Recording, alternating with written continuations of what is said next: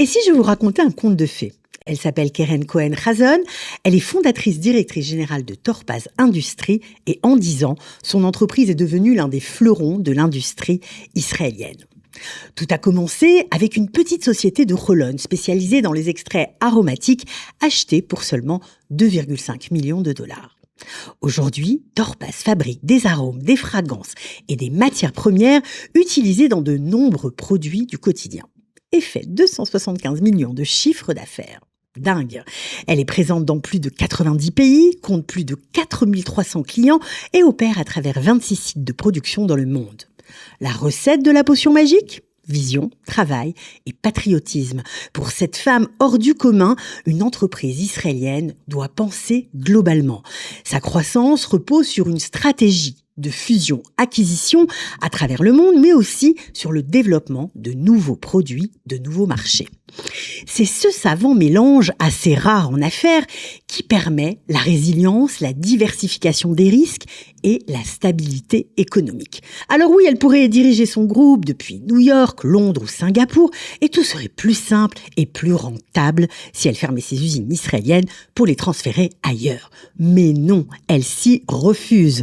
Pour elle, le cœur de l'entreprise, sa direction, son siège social resteront en Israël. Parce qu'à ses yeux, l'industrie est bien plus qu'un outil économique. C'est un enjeu national. Sans industrie, il n'y a pas d'emploi. Sans emploi, il n'y a pas d'avenir. Bien sûr, elle rencontre certains interlocuteurs qui refusent de travailler avec des Israéliens. Ça ne la déstabilise pas. Elle explique et bien souvent, les préjugés s'envolent et les contrats se signent. Alors elle continue d'investir ici, de créer ici, de produire ici, parce qu'elle a choisi d'élever ses enfants et de voir grandir ses petits-enfants en Israël. Et parce que pour que ce rêve soit possible, elle estime qu'il est de la responsabilité de chacun de contribuer à bâtir un pays fort.